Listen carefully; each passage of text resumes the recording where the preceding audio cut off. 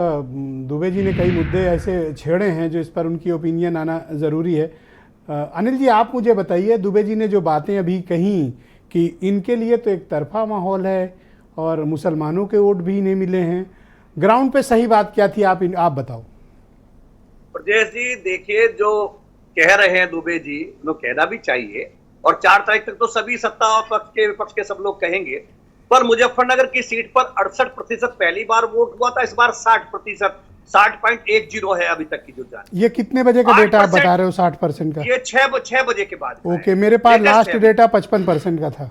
हाँ, उसके बाद 60.10 का लास्ट डेटा अभी तक का आया। और पिछली बार 68% था। 8% घटा है, 8.5% घटा है। यदि 400 पार वाला जो बात है, यदि वो उत्साह होता तो ये 68% ही होता, 70% होता। वो 8% घटा है। वो जो माहौल था वो नहीं था। ये 8% किसके वोट कम हुए हैं? किस कम्युनिटी के होंगे या किस इलाके के हैं? शहर के हैं, ग्रामीण के हैं? शहरी इलाकों में ज्यादा मतदान प्रतिशत कम हुआ है और जो भारतीय जनता पार्टी के लिए ज्यादा कम रहा है। देहात क्षेत्र में ज्यादा ठीक ठाक मतदान रहा है, 70-72% तक, 75% तक भी रहा किसी किसी गांव में। लेकिन शहर में कहीं 45, कहीं 52, कहीं 54 तक रहा है। अच्छा, राकेश टिकैत का मैंने स्टेटमेंट सुना, उन्होंने कहा कि बहुत ठंडा लड़ा गया चुनाव, पैसे ही नहीं खर्च किए गए और चूल्हा गर्म नहीं हुआ, रोटी अकड़ गई। इसका क्या मतलब है? केवल उनको तो कुछ ना कुछ अपना कहना ही था, ऐसा कुछ विशेष नहीं रहा। चुनाव में उत्साह जनता का नहीं था। ये बात सही है कि जनता का ऐसा उत्साह नहीं था कि हमको सरकार एक तरफा बदलनी है या सरकार 400 पार लानी है, ऐसा कोई उत्साह नहीं था। कार्यकर्ता बुला के ला रहे थे, कार्यकर्ताओं में भी वो उत्साह नहीं था जो हुआ करता था। जैसे जब अनिल दुबे जी इस गठबंधन में आए थे तो ये लग रहा था चुनाव ही नहीं है। और समाजवादी पार्टी ने पश्चिमी उत्तर प्रदेश में, खासतौर से मुजफ्फरनगर वाले क्षेत्र में पहली बार ऐसा प्रदर्शन किया है लोकदल के बिना।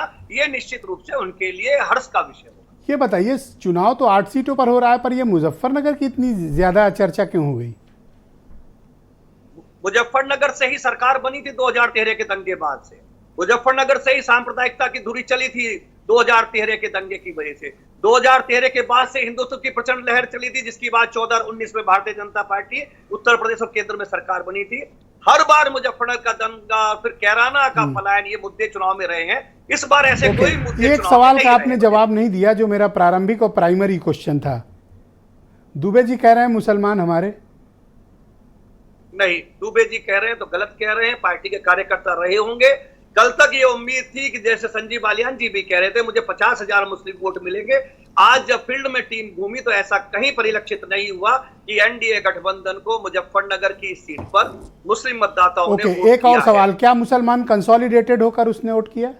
जी हाँ, मुसलमान ने लगभग कंसोलिडेट होकर वोटिंग किया है। दुबे जी के लिए चिंता का विषय एक जरूर होना चाहिए इस बार।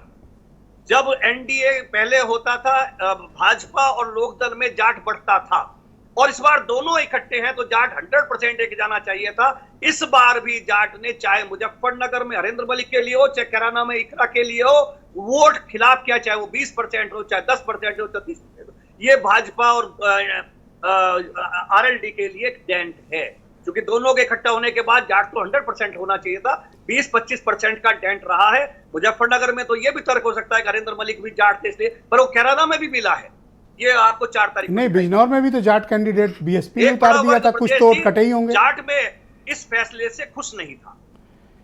ऑलराइट सर, हमारे साथ बने रहिएगा, इस पर चर्चा को आगे बढ़ाएंगे। वीरेंद्र सिंह जी हमारे स्टेट